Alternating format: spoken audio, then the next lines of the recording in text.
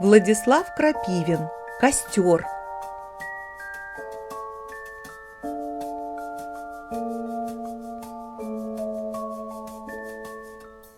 Густели темно-синие сумерки. Луна, похожая на щит из красной меди, поднималась над заросшим прудом.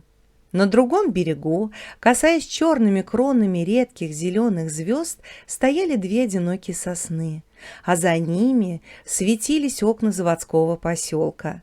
На листьях кустарника метались отблески костра. А в кустах сидел Димка, Владик и Вовка. У них была задача поймать того, кто разжигал костер. С ребятами соседней улицы у них была война, и мальчишка, возившийся у костра, мог быть только часовым передового поста противника. «Пора!» — скомандовал командир Димка. Шнурок висевшего на шее автомата натирал ему кожу, а рукоятка деревянного кинжала, засунутого за резинку трусов, больно упиралась в живот. Ребята выбрались из кустов и подкрались к костру. Но часовой не думал ни бежать, ни сопротивляться. Он подбрасывал в костер щепки, потом хватал лежащий рядом альбом и кисточку и быстро бросал на бумаге мазки красок. На пуговице рубашки у него висел включенный фонарик. Мальчишки узнали Альку Ершова из 4 В. «Я вас звал, да?» — быстро сказал Алька, когда на него направили автомат и скомандовали «руки вверх». Он выпрямился и загородил альбом. «Чего вам надо?» — спросил он. «Я в войну не играю». Димка опустил автомат. «Покаж?» — попросил он и кивнул на альбом. «А почему ты ночью рисуешь?»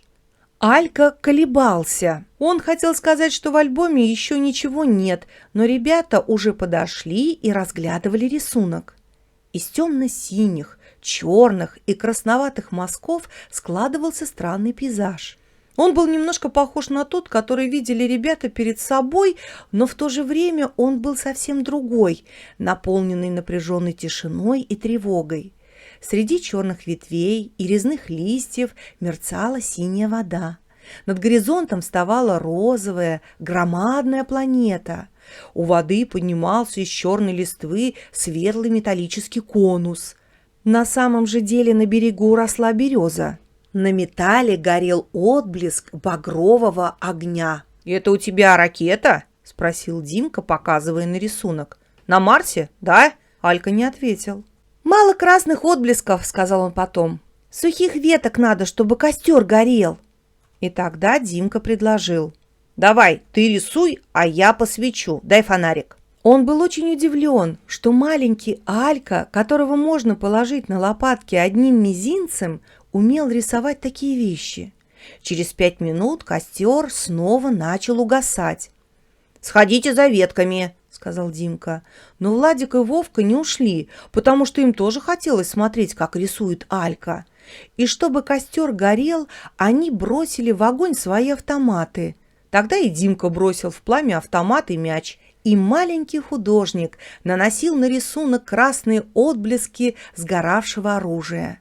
А на бортах космолета, только что опустившегося на почву неизвестной планеты, дрожали блики таинственного огня. «Здорово получилось!» — сказал Владик, когда шагали домой. «Ты сам так научился, да?» «Может, совсем и не здорово», — смущенно сказал Алька. «Надо еще днем посмотреть, как вышло». Потом заговорил Вовка. «Витька Сафонов говорит, что Тунгусский метеорит совсем даже не марсианский корабль, а так, просто метеорит и все. Врет, да?» «Ясно, врет», — отрезал Димка. Они обошли пруд. Среди сосен, над городскими огнями горели зеленоватые созвездия. Рассказ читала вам совушка Сонюшка.